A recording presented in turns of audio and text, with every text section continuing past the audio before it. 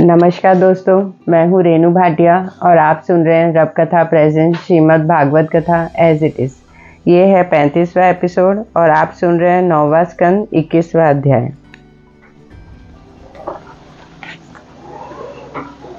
सुखदेव जी बोले, हे परीक्षित, विथट के वंश के कई पीढ़ी बीतने पर राजा रंतिदेव महात्मा ऐसे हुए कि राज सिंहासन पर न बैठकर अपना मन विरक्त कर लिया और अपनी स्त्री व एक पुत्र के साथ वन में जाकर परमेश्वर का तप व ध्यान करने लगा।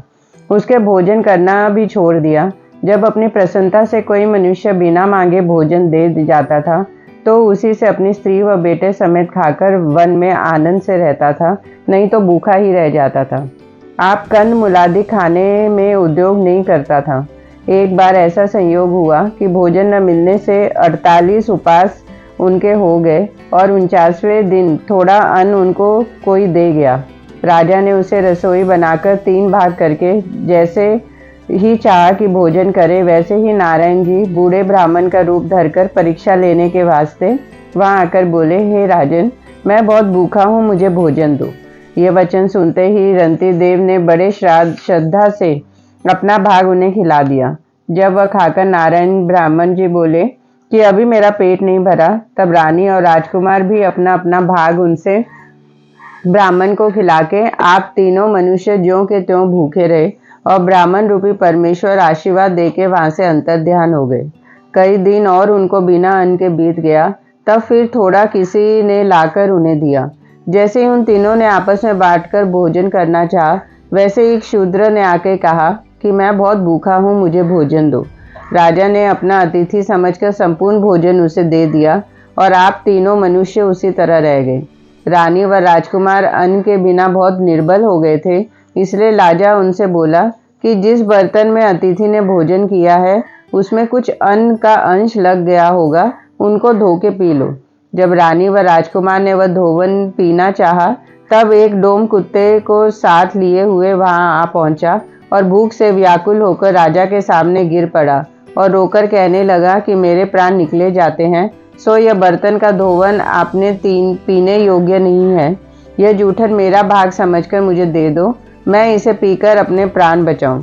राजा ने उस चांडाल में भी परमेश्वर का प्रकाश समझकर उसे दंडवत किया और रानी व राजकुमार डोन से बोले कि हम लोगों ने बहुत दिनों के बाद इस धोवन पीने की इच्छा की है, तुम दया करके इसे छोड़ दो तो हम पी लें। जब चांडाल ने नहीं माना, तब वह दोनों वह धोवन का पानी भी उसे पिलाकर आप भूखे रह गए। जब परमेश्वर ने उन तीनों में इस तरह धर्म व धैर्य देखा, तो उसी डोम से श्याम वर्ण चतुर्भुजी स्वरूप शंख चक्र गदा पद्म लिए प्रकट होकर राजा रानी और राजकुमार से कहा कि तुम में बड़ा धैर्य है।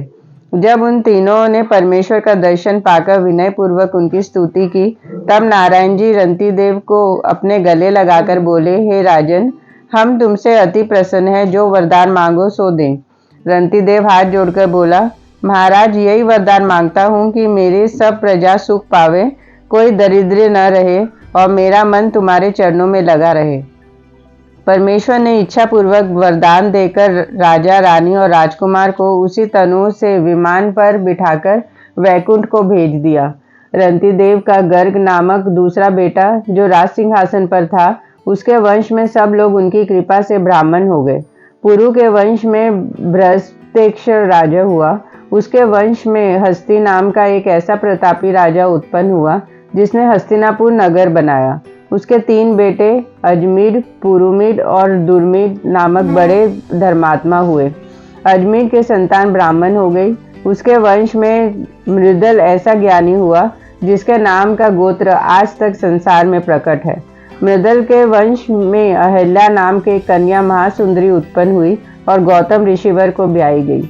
उसके गर्भ से शनादन लड़का हुआ और उसके सत्यवती नाम के बालक उत्पन्न हुआ। उसका वीर्य एक दिन उर्वशी अप्सरा को देखकर सरकंड में वन में गिर पड़ा और उस वीर्य से कृपाचार्य बालक और कृपी संतान उत्पन्न हुई, जिन्हें राजा शांतनु, जो भारद्वाज के वंश थे, अहेर खेलते समय वन में पड़ा हुआ देखकर अपने घर उठा लाए और लड़कों के समान उन दोनों का पालन किया। राजा शांतनु के हाथ में यह गुण था कि जिसके मस्तक पर अपना हाथ रख देवे उसका रोग छूट जावे। इसलिए जो रोगी उनके पास जाते थे वे अच्छा हो जाते थे। इस कारण संसार में उनका यश प्रकट हुआ और राजा शांतनु सबको सुख देने वाले थे। एक बार उनके राज्य में पानी नहीं बरसा और प्रजा लोग अन्न के बिना दुख पाने लगे। तब राजा ने ऋषिवरों से पूछा कि हमने कौन अधर्म किया है जो मेरे राज्य में पानी नहीं बरसता। ऋषिवर ने विचार कर कहा कि तुमने अपने भाई देवापी का भाग छीन लिया था, इसलिए जल नहीं बरसता। तुम उनको भाग दे दो, नहीं तो अवर्षण में तुम्हारे प्रजा अति दुख पावेगी। यह वचन सुनते ही राजा शांतनु ने देवापी से, जो वन में बैठा हुआ तप करता था, इस तरह बुलवा देकर बातचीत की और उसके मुख से कई वचन देव के विपरीत निकल आए। इसलिए देवापी का तपोबल घट गया। तब शांतनु के राज्य में पानी बरसने से प्रजा ने सुख पाया। हे परीक्षित, राजा शांतनु ऐसे प्रतापी हुए जिनका यश संसार में छा रहा है। 22वां अध्याय। शुकदेव जी बोले, हे परीक्षित, मृदुल के बेटा राजा दिवोदास बड़ा प्रतापी हुआ। उसके वंश में राजा द्रुपद बहुत तेजवान उत्पन्न हुआ, जिसकी कन्या द्रौपदी को तुम्हारे दादा अर्जुन मत्स्य बेद कर ले आए और वह अर्जुन आदि 5 पांडवों की स्त्री हुई। राजा द्रुपद के धृष्टद्युम्न आदि कई पुत्र उत्पन्न हुए। उसी धृष्टद्युम्न ने महाभारत में द्रोणाचार्य का सिर काटा था। अजमेर के वंश में बृहद्रथ नाम का बड़ा प्रतापी राजा हुआ और उसकी 2 स्त्रियां थी। सो एक रानी के सत्यजित नाम का बेटा उत्पन्न हुआ और दूसरी स्त्री से कोई पुत्र नहीं था। इसलिए राजा महापुरुषों की सेवा किया करते थे। एक दिन किसी ऋषिवर ने प्रसन्न होकर एक आम राजा बृहद्रथ को दिया और कहा कि तू यह फल अपनी स्त्री को खिला दे, उसको पुत्र होगा। राजा ने वह आम लेकर अपनी बड़ी रानी को दिया। दोनों रानियां आपस में प्रेम रखती थी, इसलिए आधा आधा आम बांटकर खा गई। सो राजा के दोनों स्त्रियों को गर्भ रहा और 10वें महीने उनके पेट से आधे आधे बालक, इस तरह जैसे कोई मनुष्य को चीर डाले, उत्पन्न हुए। यह देखते ही राजा ने क्रोधित होकर उसको वन में फिकवा दिया और आम बांटकर खाने का हाल सुनकर राजा दोनों रानियों पर अति क्रोधित हुए। सो ईश्वर की इच्छा से जहाँ पर वह दोनों टुकड़े राजा ने फिकवा दिए थे, वहां जरा नाम के राक्षसी जा पहुंची और उसने अपनी माया से दोनों टुकड़ों को मिलाकर जोड़ दिया। वह बालक परमेश्वर की इच्छा से जी उठा। तब वह राक्षसी उसको राजा के पास ले गई। उसे देखकर राजा ने अति प्रसन्न होकर उसका नाम जरासंध रखा। वह बड़ा बलवान व तेजस्वी राजा हुआ, जिसको भीमसेन ने श्री कृष्ण जी की कृपा से दोनों टांगे चीर कर मार डाला। जरासंध का बेटा सहदेव हुआ। उसके वंश में देवापी नाम का राजा बड़ा प्रतापी व धर्मात्मा हुआ, जिसने राज सिंहासन छोड़कर अपना मन विरक्त कर लिया और उत्तराखंड में जाकर तप करने लगा। वह कलयुग के अंत में चंद्रवंश को फिर उत्पन्न करेगा। तब अब राजा शांतनु के वंश की कथा, जिस कुल में तुम हुए हो, उसके वर्णन करते हैं, सुनो। राजा शांतनु की स्त्री से सल उत्पन्न हुआ। उसके वंश में राजा दिवोदास कौरव ऐसा प्रतापी जन्मा, जिनके नाम से कुरुक्षेत्र तीर्थ प्रकट हुआ। राजा दिवोदास के पूर्व जन्म के संस्कार से कोढ़ हो गया था। सो एक दिन वह हेर खेलते समय वन में जाकर गर्मी से व्याकुल हुआ और कुरुक्षेत्र में जाकर एक वृक्ष के नीचे बैठा। वहां पानी का एक कुंड देखकर जैसे राजा ने उसमें स्नान किया, वैसे ही उसका कोढ़ छूट गया। वह अति प्रसन्न होकर उस कुंड को और दूसरे जो तालाब व कुंड वहां थे, सबको अच्छी तरह बनवा दिया। इसी कारण वहां का नाम कुरुक्षेत्र हुआ। उनके वंश में राजा दिलीप ऐसा प्रतापी हुआ, जिसने दिल्ली नगर बसाया। और राजा शांतनु की दूसरी स्त्री गंगा जी से भीष्म पितामह महाबलवान और धर्मात्मा हुए, जिन्होंने परशुराम जी से युद्ध किया। धनुष विद्या में उनके तुल्य कोई नहीं था। राजा शांतनु की तीसरी स्त्री सत्यवती से चिंत्रांगन व विचित्रवीर्य 2 पुत्र उत्पन्न हुए। हे परीक्षित, यह वह सत्यवती थी जिसके साथ पराशर मुनि हमारे दादा ने कुमारपन में नौका में भोग किया था। उसी से वेदव्यास हमारे पिता उत्पन्न हुए। एक दिन सत्यवती का पुत्र चिंत्रांगन अहेर खेलने के लिए वन में गया, तो चिंत्रांगन गंधर्व ने उसको उस शत्रुता से कि यह मेरे सामने इसने अपने नाम क्यों रखवाया, मार डाला। भीष्म पितामह अपने पराक्रम से अंबा, अंबिका और अंबालिका नाम की 3 कन्याएं काशी नरेश के स्वयंवर में से छीन लाए थे, सो उनमें दो का विवाह विचित्र वीर्य से हुआ। उनमें अम्बा अपने मन में राजा शाल्व की चाह रखती थी, इसलिए राजा विचित्र वीर्य ने उसको छोड़ दिया। राजा की अंबिका व अंबालिका से इतनी प्रीति हुई कि दिन रात राज मंदिर में रहकर उनके साथ भोग विलास किया करते थे, इसलिए राजा क्षयी का रोज होने से बिना संतान मर गए। तब सत्यवती ने अपना वंश बढ़ाने के लिए अपने पुत्र वेदव्यास को, जो पराशर मुनि से उत्पन्न हुए थे, बुलाकर कहा कि विचित्र वीर्य की दोनों स्त्रियों से एक एक पुत्र उत्पन्न करो। तब वेद व्यास जी, जो परमेश्वर के अवतार थे, बोले, हे माता, विचित्र वीर्य की दोनों स्त्री मेरे सम्मुख से नंगी होकर चली जावे तो मेरे देखने से उनका गर्भ रह जाएगा और एक एक पुत्र उत्पन्न होगा। जब अंबिका अपनी सासू की आज्ञा से नंगी होकर वेदव्यास के सामने चली, तब उसने लज्जावश अपने बालों से मुंह छिपाकर आंख बंद कर ली, इसलिए उनके धृतराष्ट्र अंधा पुत्र उत्पन्न हुआ। और अंबालिका लज्जा से अपने अंग में मिट्टी लगाकर उनके सामने गई थी, सो इस कारण उनका राजा पांडु पिंड रोग उत्पन्न हुए। विरला नाम की विचित्र वीर्य की एक दासी नंगी होकर हंसती हुई वेदव्यास जी के सामने चली गई, सो उसके पेट से विदुर जी परम भक्त थे, जो धर्मराज का अवतार थे, जन्म लिया। धृतराष्ट्र ने दुर्योधन आदि 100 पुत्र गांधारी स्त्री से हुए, और राजा पांडु तुम्हारे परदादा को एक हिरण रूप ऋषिवर ने, जो राजा के डरा देने से भोग करने नहीं पाया, ऐसा शाप दिया कि स्त्री भोग करते समय तुम मर जाओगे। इसके सिवा राजा के पिंड रोग हो गया, इसलिए उनके संतान न थी। जब कुंती उनकी स्त्री, जो अपने पति के आज्ञानुसार मंत्र के प्रताप से धर्म, इंद्र और पवन देवताओं को बुलाकर उनसे भोग किया, तब धर्म से राजा युधिष्ठिर, इंद्र से अर्जुन और पवन से भीमसेन, ये 3 पुत्र उत्पन्न हुए। फिर कुंती ने उसी मंत्र से अश्विनी कुमार देवता को बुलाकर नकुल और सहदेव 2 पुत्र माद्री अपनी सवती से उत्पन्न किए। ये 5 भाई द्रौपदी से विवाह करके अपने अपने पास पारी बांधकर सब उसको रखते थे। 5 भाइयों के एक एक पुत्र द्रौपदी से उत्पन्न हुए, जिनको अश्वत्थामा ने मार डाला। राजा युधिष्ठिर के पौरवी नाम दूसरी स्त्री से देवक, भीमसेन और हिडिंबा राक्षसी से घटोत्कच, सहदेव और सहदेव के सहोत्रा पत्नी से विजय, नकुल के कर्णमती स्त्री से निर्मित और अर्जुन के सुभद्रा नाम की पत्नी श्री कृष्ण जी की बहन से अभिमन्यु पुत्र बड़ा प्रतापी हुआ, जो तुम्हारा पिता था। अर्जुन के अलोपा नाम की स्त्री पत्नी तीसरी पत्नी थी, जो नाग कन्या थी।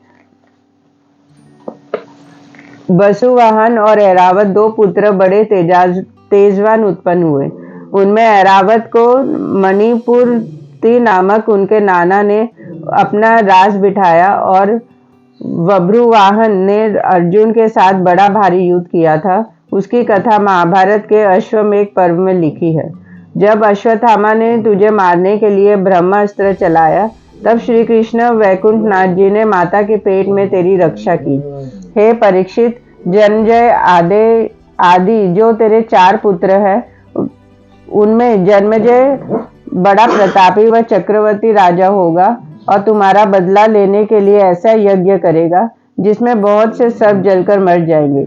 शुभ कर्म करने से उसका यश संसार में प्रकट होगा, और तुम्हारे मरने के उपरांत 25 पीढ़ी तक हस्तिनापुर का राज्य यह वंश में रहेगा। हस्तिनापुर यमुना जी में डूब जाएगा, तब तिमी नाम का राजा तुम्हारे वंश में होकर वहां पर सोबस्तीपुरी बनवाएगा। उसके पीछे तुम्हारे वंश से राजगद्दी छूट जाएगी। वेदव्यास जी, हमारे पिता ने चारों वेद व सब पुराण अपने शिष्यों को पढ़ाए, पर श्रीमद् भागवत, जो सब वेदों का सारांश है, किसी को न पढ़ाकर मुझे पढ़ाया था। वही अमृत रूपी कथा हम तुम्हें सुनाते हैं। और जरासंध और ययति के वंश के बहुत से राजा हुए, उनके नाम संस्कृत भागवत में लिखे हैं। 23वां अध्याय। सुखदेव जी बोले, हे परीक्षित, अब हम यदुवंशियों की कथा, जिस कुल में श्री कृष्ण जी अवतार हुआ, कहते हैं। उनके सुनने से मनुष्य को सब मनोरथ मिलते हैं, सो तुम चित्त लगाकर सुनो। ययति का यदु नाम का बड़ा पुत्र, जो देवयानी से उत्पन्न हुआ था, उसके वंश में कई पीढ़ी उपरांत राजा सहस्त्रार्जुन ऐसा तेजस्वी उत्पन्न हुआ जिसने 50,000 वर्ष चक्रवर्ती राजा किया। उसका नाम स्मरण करने से गया हुआ धन मिल जाता है।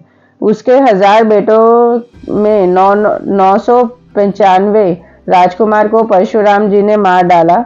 5 बेटे जो बचे थे उनमें जयध्वज बेटा जो तालजन नाम का क्षत्रिय हुआ। उसके वंश में मधु नाम का बड़ा प्रतापी हुआ। इसी वास्ते श्री कृष्ण जी का नाम माधव कहा जाता है।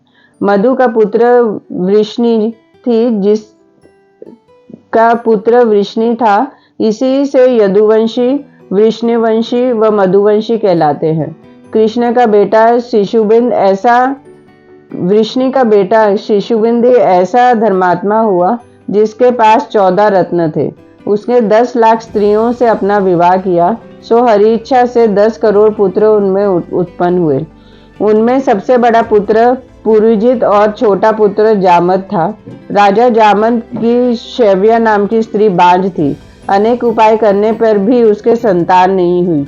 इसी कारण वह उदास रहा करती थी। एक बार राजा जामद विदर्भ देश के निपृत से लड़ने गया।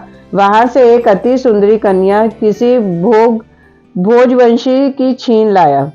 जब उस बांझ स्त्री ने देखा कि मेरा स्वामी एक सुंदरी अपने साथ रथ में बिठाए लाता है, तो वह क्रोध से बोली कि तुम यह कन्या किस लिए लाए हो।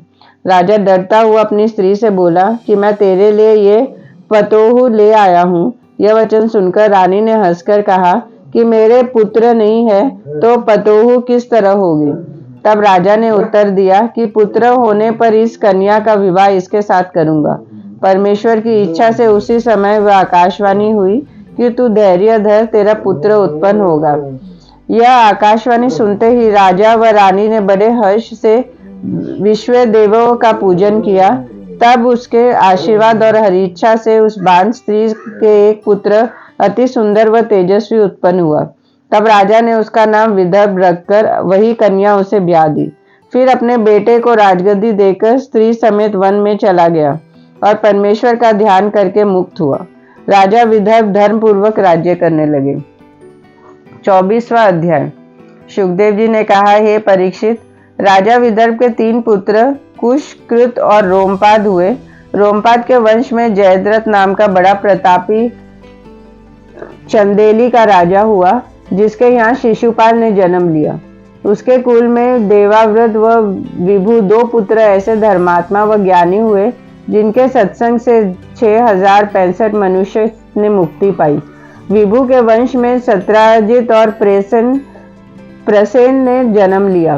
विदर्भ की संतान में युयुधान व सत्यकी बड़े बलवान हुए।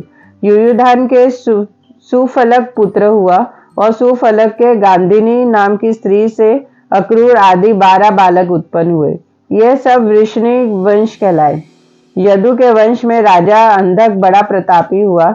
उससे दुदुम्बी उत्पन्न हुआ। दुदुम्बी के आहुक नाम बालक और आहु की कन्या हुई। आहु के से देवक और अग्रसेन 2 पुत्र हुए।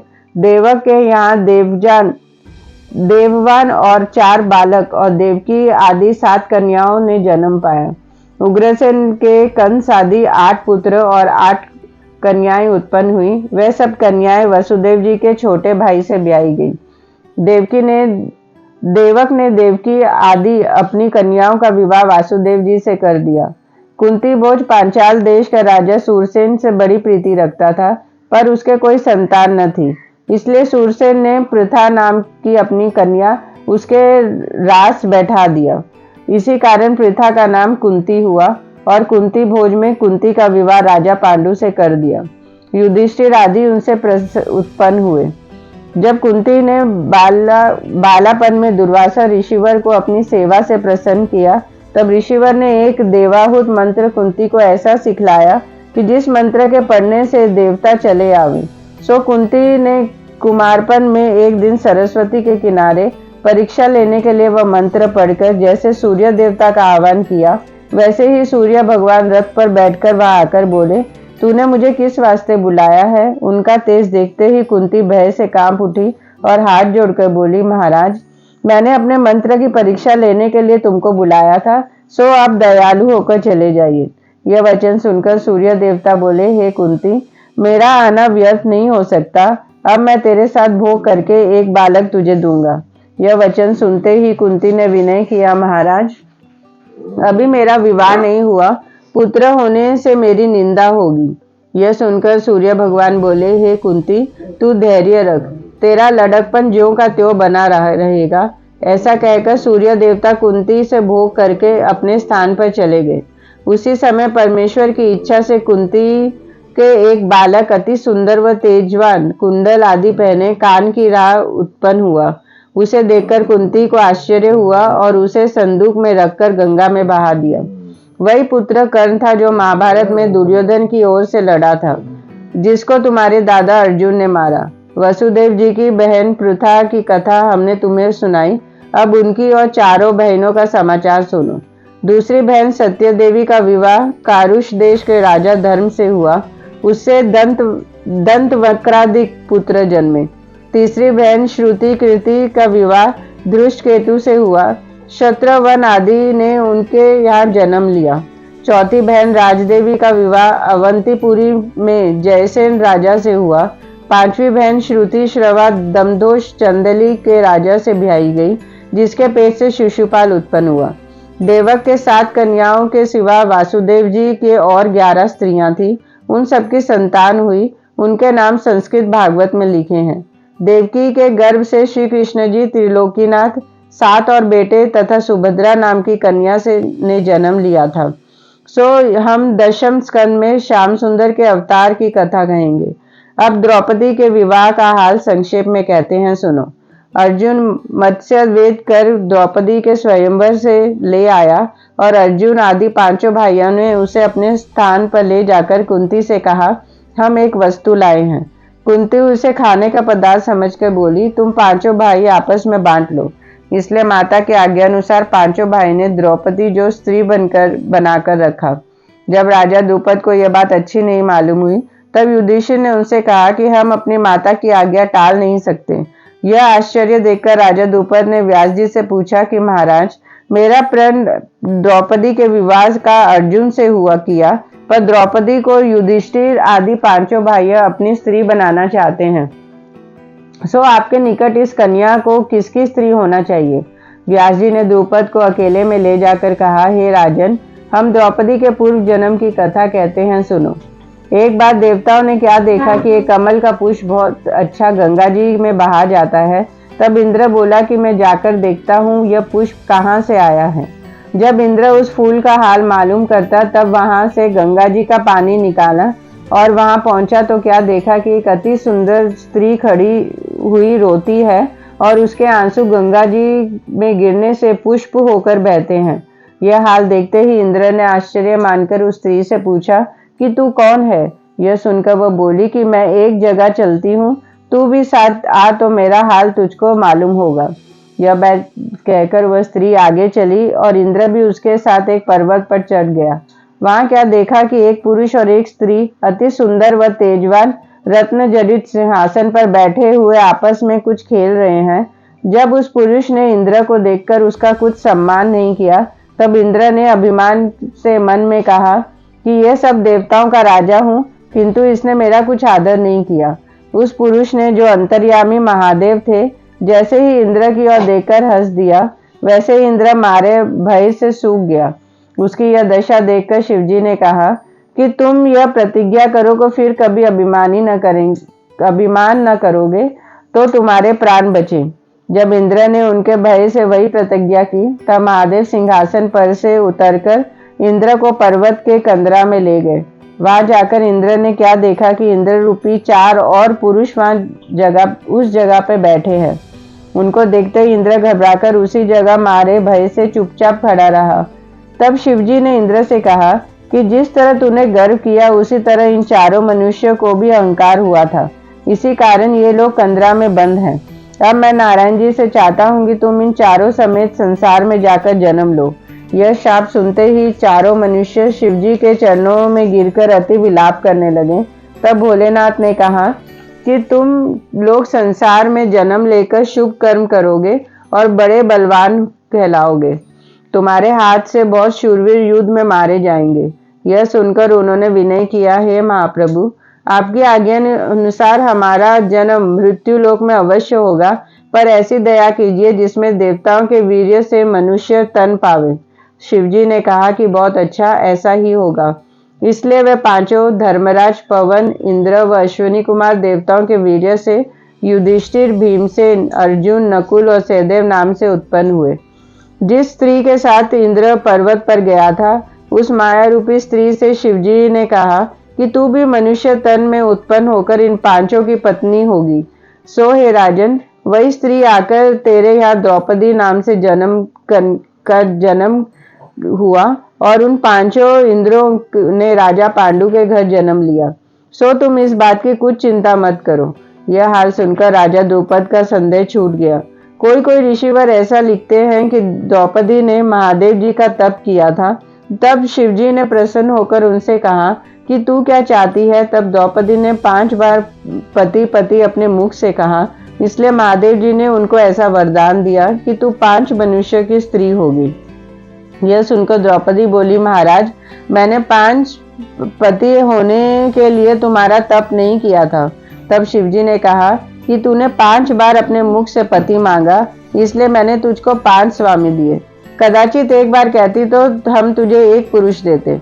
अब जो वचन तेरे मुख से निकला वो फिर नहीं सकता। तू धैर्य रख, तेरे 5 पति आपस में झगड़ा नहीं करेंगे। तेरे भाग्य में ऐसे ही लिखा है। कोई कोई महापुरुष ने ऐसा भी कहा है कि एक गौ रास्ते में चली जाती थी और 5 सांड उस गौ के पीछे दौड़े जाते थे। सो द्रौपदी यह देखकर हंसने लगी। तब उस गौ ने द्रौपदी को शाप दिया कि तू मुझे देखकर हंसती है, इसलिए तू भी 5 पुरुषों की स्त्री होगी। इसलिए इस कारण द्रौपदी के 5 पुरुष हुए। राधे राधे। कल हम लोग सुनेंगे 10वां स्कंद, जो है श्री कृष्ण जी की लीला। प्रेम से बोलो राधे राधे।